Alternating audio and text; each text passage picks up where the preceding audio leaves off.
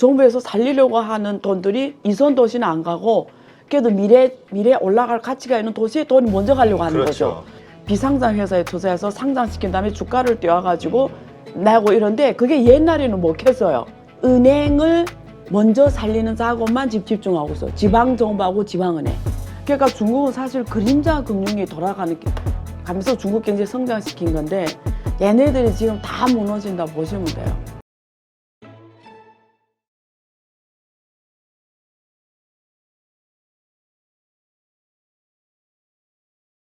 네, 오늘 모신 분은 더 플로우 저자시죠. 그리고 미국 어바인 대학교 교수이신 안유아 교수님 모셨습니다. 안녕하세요. 네, 안녕하세요. 자, 우리가 지금 중국과 관련해서 요즘 그 선전에서 뭔가 부동산 규제 완화 조치가 나오고 네. 있다 이런 얘기가 들리면서 네. 원래 우리가 이 부동산 거품을 빼는 시진핑 정부의 어떤 의도된 네. 전략이었다라고 이해를 했었는데 이게 전환되는 건가? 그러면 도대체 상황이 어떤 건가 되게 궁금하더라고요. 그러니까 그 경제는 뭐 어떤 주석이 뭐 의도돼서 할 수 있는 범위는 아니고요. 중국도 이제 상당 부분 시장 경제로 넘어갔잖아요. 그러니까 이름이 사회주의 시장 경제지만 그래서 뭐 어떤 주석이 어떤 뭐 전략적으로 어떤 한 거 하기에는 너무 큰 경제 규모고 그렇게 컨트롤만 할 수 있으면 무슨 우려가 있겠습니까? 사실은. 예, 근데 그런 상황은 아니고 근데 이번에 심천에서 그거는 두 가지 방면으로 좀 규제를 완화했어요. 그러니까 심천은 중국의 일선 도시예요. 네. 일선 도시는 그나마 원래 괜찮았는데 지금 심천이 일선 도시 중에 가장 부동산이 많이 하락한 도시인데 그 최초 납입금이 있잖아요. 그거 70%에서 40%를 안 썼고 그다음에 세제 혜택을 줬어요. 그래서 그게 여기 말하면 한국 돈 대충 한 12억 정도 넘어가면 허화주택이라서 부가세를 더 많이 내는데 네. 그걸 범위를 더 크게 해서 그 세금을 안 내도록 해서 예를 들면 원래 세금이 한 70만 원 위안화로 70만 위안을 낼 걸 한 30만 내면 되도록 해서 세금을 확 다운시켜줬고 그래서 지금 심천이 규제를 하고 있는 건 맞아요. 근데 심천뿐만 아니라 중국의 거의 모든 도시들에서 지금 광주도 그렇고 규제 정책을 올해 들어 작년 말부터 올해 들어 많이 해왔어요. 그래서 부동산이 안 좋으니까 이제 부동산 무너지면 안 되니까 부동산 규제 완화를 작년 말부터 각 도시별로 지금 지방정책별로 많이 해오고 있죠. 네, 네. 근데 이제 그게 이번에 그러니까 이제까지는 중국 정부에서도 그냥 의도된 거기 때문에 뭐 괜찮아 네. 뭐 이렇게 연착륙 할 거야라고 네. 했는데 네. 지금 말씀하신 심천이 선전이죠. 네, 네. 이런 어떤 강력한 규제가 이렇게 풀리는 걸 보면서 일단은 그러한 어떤 그 여유 네. 이런 것을 잃어버린 거 아닌가? 네. 확 규제를 푼다는 거는 네, 네. 그러면서 다시 부동산을 살리는 정책들이 나오는 거 네, 아닌가? 네. 그럼 또 중국 경제가 단기적으로는 또 살아날 수 있잖아요. 그 올해 제일 많이 정책 나온 게 부동산 정책이에요. 올해 내내 제가 최근에 그 중국 경제 관련 세미나에서 발표했는데 중국 관련 부동산 관련 정책 엄청 많이 나왔어요. 그냥 뭐 주택건설부라든가 중앙은행이라든가 뭐 관련 부처에서 계속 나왔거든요. 그러니까 포인트가 뭐냐면 부동산 시장을 살리는 거예요.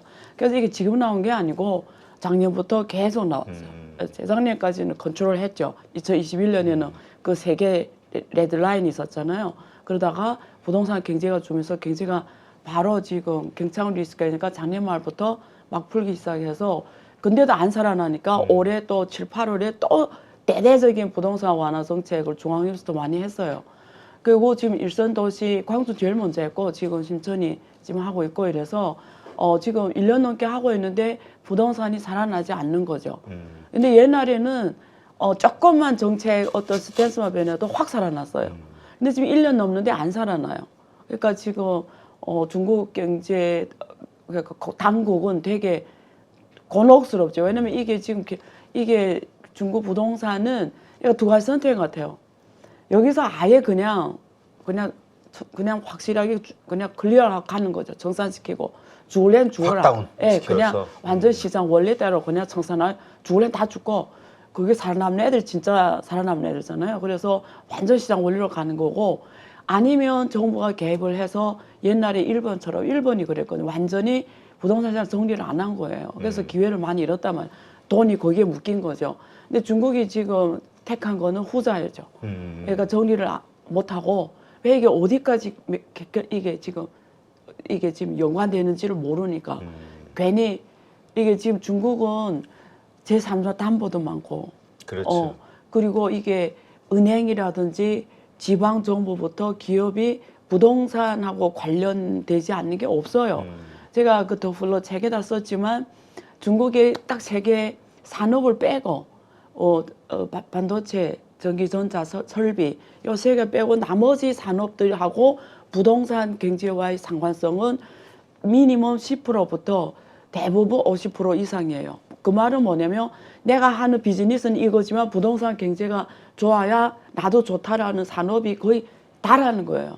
그러니까 부동산 무너지면 그냥 모든 상장 기업들이 다 부동산 관련돼 있으니까 상장 기업들이 그냥 다 힘들다고 보면 돼요. 그러면 주가가 부동산 무너져 주가가 떨어지면 이 자기 전공업이 있을 거 아니에요. 그렇죠. 그런데 주가 폭락하면서 융자가 또 안 되면 또 자기 지금 경영 쪽도 어려워지는 거죠. 그래서 지금 이게 어려운 거예요, 중국 경제가. 네.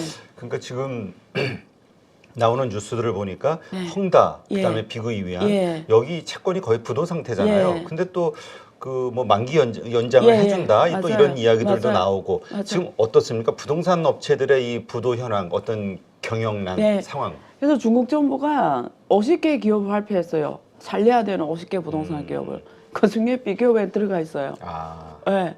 그래서 그 중앙정부에서 전용체, 그러니까 부동산 이런 기업들을 살리는 전용체를 발행해서 이 기업들의 유동성 문제를 해결해 줘라. 지금 이런 방침입니다. 근데 그게 효과가 있냐? 저는 현실적으로 어렵다고 봐요. 왜 그러냐면 예를 들면 이런 식이에요. 그게 돈이 제한되다 보니까 주로 어느 쪽으로 이 돈이 써야 되냐면 중국말로 뻐절러라고 해요. 뻐절러라는 게 뭐냐면 부동산이 분양 대금은 받았는데 올라 못 간 부동산들을 말해요. 그러면 이 구매한 사람들은 은행에 대출 받아 보통 집 사니까 계속 대출금을 중간 돈을 계속 냈단 말이에요. 근데 부동산 뭐 올라갔어요. 그게 지금 계산하면 지금 2.3억 평방미터 중국은 제곱평방미터로 하거든요.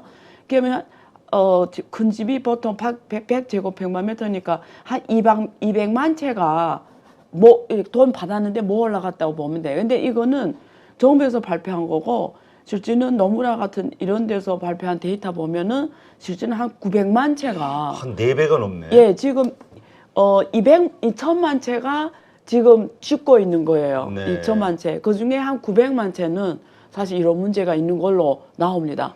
근데 제일 보수적이라도 200만 채예요. 제일 보수적이라도. 근데 이게 정부에서 이 돈을 내려왔잖아요. 그러면 이걸 삐고요 앞으로 쓴다.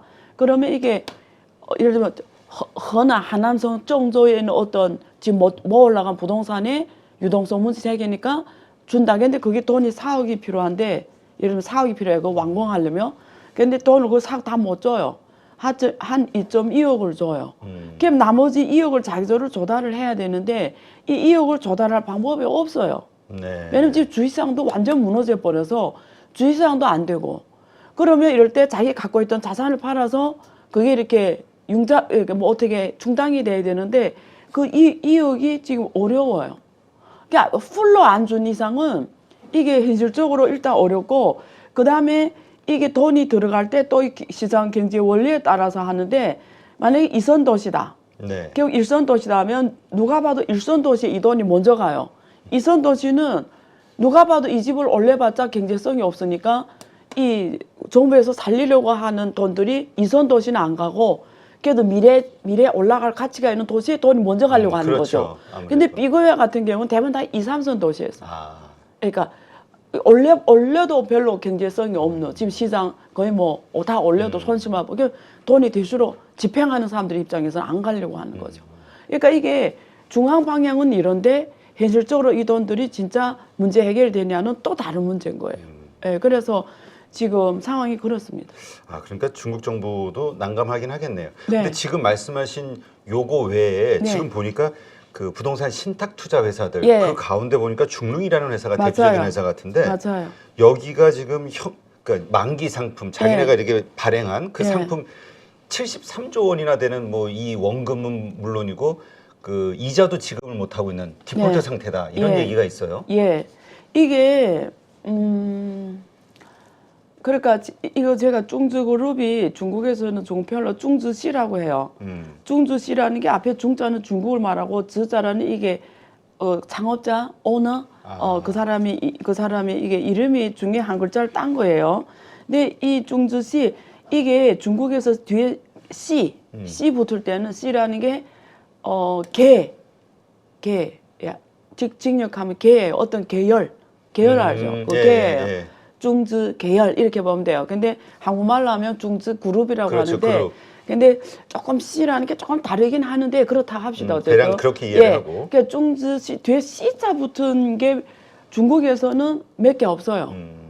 이게 벌써 C 붙을 때부터는 이게 어마어마한 일이에요. 규모다. 그러니까 규모가 일단 어마어마하고 위에 사람이 있다라는 거예요. 저 위에 제일 높은 쪽에서 이 중즈시의 창업자가 누구냐면 공인이에요. 공인. 그러니까 한국말로 하면 블루칼라예요. 인쇄 공장의 공인이에요. 그럼 아시겠죠? 이 사람이 근로자 출신. 예, 근로자 출신인데 이 중주 금융 왕국을 건설했으면 그게 말이 안 되잖아. 우리 뭐 그렇죠. 지식 배경과 이 사람이. 근데 이 사람이 형님이 중앙 제일 큰 금융 그러니까 중앙 회사 중국의 제일 높은 중앙 금융 회사의 사람인 거예요. 그래서 어쨌든 그런 인맥이 있으니까 어쨌든 처음부터 시작해서 했는데 얘네 뭐 하는 애냐면 그냥 간단하게 말하면 두 가지를 한대요. 사모펀드. 사모펀드에서 비상장 회사에 투자해요. 뭐 잘 아시겠지만. 그다음에 상장시켜요. 상장시킨 다음에 그 시가를 관리해요. 주가를 관리하죠. 주가 관리하고 띄우고 해요. 그러다가 일정한 시기에 엑세스하고 나와서 그걸 반복하며 돈을 벌었어요. 그래서 이 중주그룹이 총 굴리는 돈이 3.7조 위안이에요. 우리 돈으로 이게 4조 하면 107, 47, 28, 610조로 굴리는 애들이에요. 엄청나네요. 610조. 지난번에 헝다너 부채가 2.4조거든요. 근데 얘네는 3.7조를 굴리는 애들이에요. 예. 근데 얘네는 쉽게 말해서 왼쪽으로 돈을 모아와요. 오른쪽으로는 투자해요. 요거만 계속 하는 거예요. 근데 돈을 어떻게 모아왔냐? 그게 펀드로 모아오고요.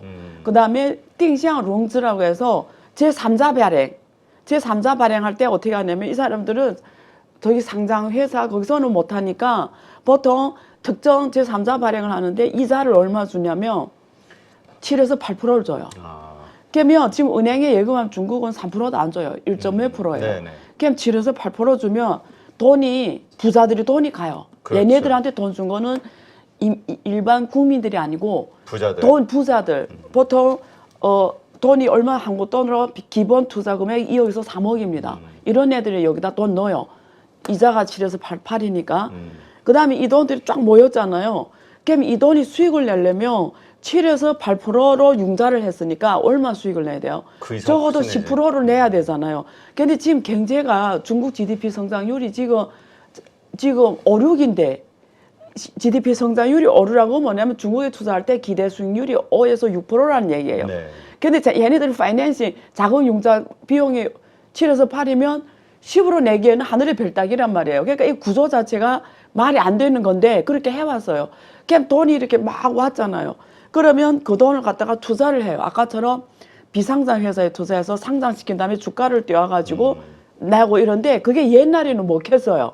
왜 옛날에 먹혔냐면 옛날엔 중국 경제가 계속 성장을 해왔고 또 중국에 새로운 스토리 많았어. 핀테크라든지 빅테크라든지 뭐 스마트라 뭐 빅데이터 이런 스토리를 계속 새로운 옷을 입으면 그게 먹혀가지고 주가도 계속 올라가고 자기 생활을 탁탁탁 먹혔는데 부동산 경제가 무너지면서 주가가 지금 대폭락하면서 이제는 안 먹히는 거예요. 근데 얘네들이 주로 투자한 상품이 그러니까 이제 파이낸싱 그렇게 해갖고 그럼 투자를 해야 되는데 투자한 게 이제 하나는 주식, 이제 말하는 주식. 두 번째는 주로 그러니까 지방 정부가 하는 인프라 투자에 돈 들어간 거예요. 지젠이라고 하거든요. 인프라 투자한 거예요. 근데 지방 정부다 지금 부동산이 다 망하면서 그 인프라 투자들이 장기간에 거쳐 돈이 들어온 애들이잖아요. 근데 그것도 지금 유동성이 떨어지면서 망한 거예요. 그러니까 두 가지죠. 주식이 지금 시장이 안 좋으면서 망했고, 그러니까 투자한 자산이 지금 다 부실화가 되는 거죠.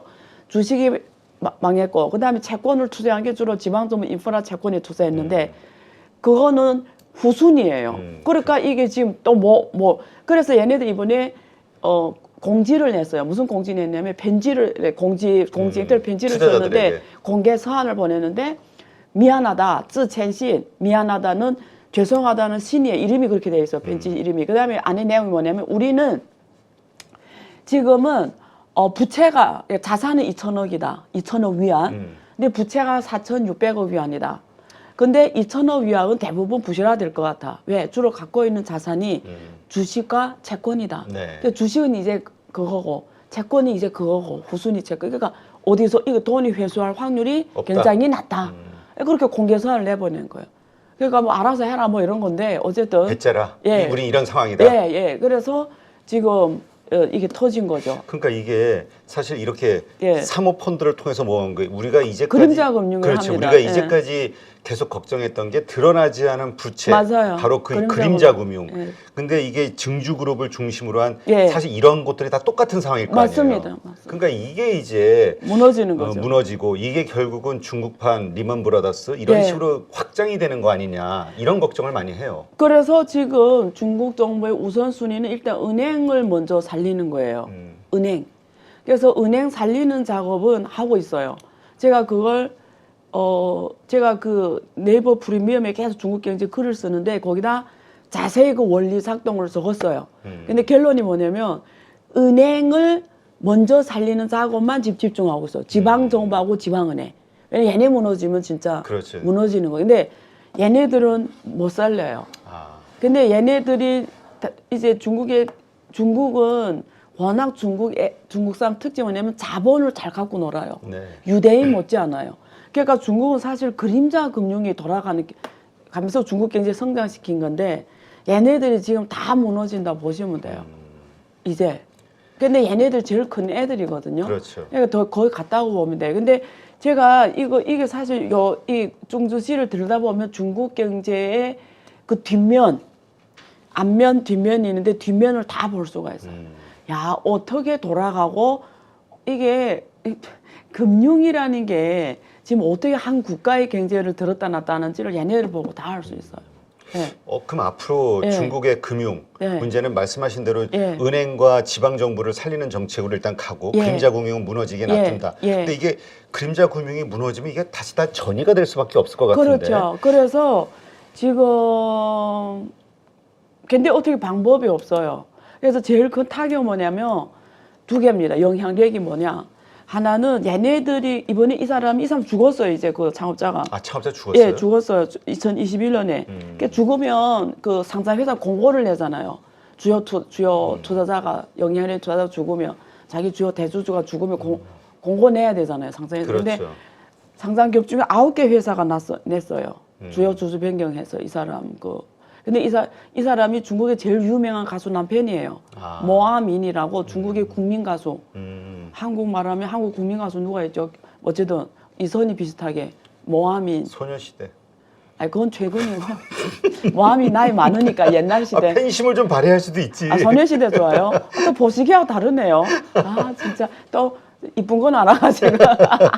근데 그 모아민이 시원시원하게 생긴 국민 가수인데 그 사람 남편이에요. 근데 2021년 돌아갔는데 이 여자 가수님이 260억 위안의 자산이에요. 네. 유산이잖아요. 안 받겠댔어요. 아, 빚이 더 많으니까. 그러니까 알겠죠. 포기했어요. 그래서 무슨 말이냐면 이제 어떤 일이 벌어지냐면 이런 금자군이 벌어지면 두 가지 현상이 일어납니다. 중국의 상장 기업들의 유동성이 다 무너지는 거예요. 그렇죠. 그래서 이미 이거는 제가 지난주부터 지난주까지 해외에 있었어요. 그래서 사실 처음 미국, 그다음에 중국, 일본까지 갔다 왔어요. 근데 중국은 주로 동서남북 다 갔다 왔는데 거짓말 아니고 상장 기업들이 우리가 보통 1등부터 괜찮잖아요. 1등부터 5등이 다 유동성 문제 터졌어요. 아, 지금 현재? 네. 근데 이 정도 되면 우리 그러니까 자기 본업에서 돈 버는데 지금 경영할 돈이 없는 거예요. 딱 유동성. 흑자부도. 예. 그게 우리가 IMF 때 딱 일어났던 게 그거예요. 그거거든. 딱 그거예요. 근데 이런 애들 터지면 그 문제 터지는 거예요. 그러면 중국의 지금 난리 금융위기는 났어요. 금융위기는 어쩌면 현실화될 수도 있는 가능성이 확 커진 걸로 봐야 되는 거 아니에요? 근데 아주 좋은 질문했습니다. 지금 중국 경제는 두 개 섹터로 봐야 돼요. 민간 경제하고 국유 파트. 근데 국유 파트는 주인공이 누구냐면 중앙정부와 중앙은행하고 지방정부와 지방은행이에요. 네. 근데 중국의 토지나 이런 자산은 다 중국이 정부가 많이 갖고 있어요. 그래서 민간이 일부분 갖고 있는데 그 비중은 한 7대 30 그렇게 돼요. 그러니까 우리가 세수는 50대 50이에요. 세금 납부하는 거는. 세금 납부는. 근데 그래서 지금 이 민간 파트가 다 무너진다 보면 돼요. 근데 유동성 문제가 터졌어요. 그러니까 그것이 어떤 식으로 확장이 될지는 이제 좀 봐야 되긴 하겠군요. 예, 그래서 지금 중국 상장 기업들이 어떻게 버티냐면 지분을 팔아 버텨요. 대주주들이 중국은 다행히 대주주 지분이 좀 많이 갖고 있어요. 근데 그걸 지금 팔면서 버티고 아니면 주식담보대출하는데 또 요즘에 최근에 중국 그 증감에서 나온 정책 뭐가 있냐면 대주주를 뭐 주식 팔지 못하게 해요. 왜냐면 주가가 너무 지금 엉망이 나니까. 그래서 지금 바로 예. 드리려고 했던 질문이 예. 지금 베이징 증권거래소 예. 거래소에서 이제 대주주들의 주식 매각 금지령이 맞아요. 내려졌다. 그래서 맞아요. 이거 도대체 이게 뭔 말인가 그랬는데 예. 지금 자기 다 지분을 팔고 팔아서 있어요. 버티고 유동성. 운영비를 마련하고 있는 와중이니까. 예. 근데 다 팔면 어떻게 돼요? 근데 그러면 팔면은 대주주 물량 나오면 계속해서 주가는 하락할 수밖에 없죠. 대폭 나가죠. 지금 나 거의 반토막도 아니에요. 예를 들면 27월이라든가 지금 8월나면 얼마예요? 38, 24, 48, 거의 뭐 60% 70% 떨어졌죠. 왜냐면 대주주 물량이 나가버리니까. 지금 예. 왜 이렇게 중국 증시가 미국 네. 나스닥 뭐 이번 달 들어서도 이렇게 강한 모습 보이고 있고 하여튼 이렇게 반등을 크게 하는데 중국이 왜 이렇게 못할까 다른 나라들에 비해서 우리가 계속 그런 얘기를 했었거든요. 그래서 뭐 디플레이션이냐 뭐냐 이런저런 얘기를 했는데 지금 이런 유동성의 문제가 이미 기업들에서 벌어지고 있는 거군요. 네. 그리고 대주주들이 기업들이 자기 주식을 팔아서 버티고 있어요. 그래서 지금 시점이 언제냐면 내년 상반기입니다. 내년 상반기. 왜냐면 내년 상반기까지는 어떻게 버티겠지만 만약에 중국 경제가 하반기도 계속 이처럼 안 좋다. 못 버텨요. 그것도 자기 지분을 팔다가 어디까지 팔겠어요? 또 못 팔게 하고 지금 이러니까 못 버티죠. 그렇군요. 예, 그래서 지금 중국 경제는 우리가 말하는 건 겨울 놓고 말하면 비유하면 가장 추운 혹한기예요. 내년 상반기 혹한기. 그러니까 내년 상반기가 디데이겠군요. 예. 그걸 근데 하반기 내년도 계속 올해처럼 경제 나쁘다. 끝 못 버텨요. 근데 만약에 조금 살아난다. 예를 들면 뭐 한 2분기, 3분기부터 그러면 유동성이 좀 풀리면 괜찮죠. 경제가 그게 핵심이 소비가 살아나야 돼. 네. 소비. 그렇군요. 안녕하세요. 8.15 모니터 가족 여러분, 임수열입니다. 이번에 하나증권과 8.15 모니터기 함께 특별한 이벤트를 진행하는데요. 8.15 모니터 가족분들이 하나증권 신규 계좌를 개설하시면 특별한 혜택을 받으실 수 있습니다. 첫 번째 혜택은요, 국내 주식을 살 수 있는 3만 원을 드립니다. 두 번째 혜택은 하나증권과 함께하는 8.15 머니쇼 초청 받으실 수 있는 초청권입니다. 8.15 머니쇼는 특별한 강사진들에 의해 진행되는 프리미엄 세미나로 매회 500분을 초대해서 진행할 예정입니다. 그 외에도 소수점 주식 혜택을 드릴 거고요. 하나증권 계좌를 처음 만드는 분이라면 누구나 신청 가능하십니다. 이제 혜택 받는 방법 알려드리죠. 영상 하단부 더보기란에 기재된 링크를 통해 신청하시면 됩니다. 반드시 더보기란 링크를 통해서 계좌를 개설해야 이 혜택을 받을 수 있으니 유의해 주시기 바랍니다.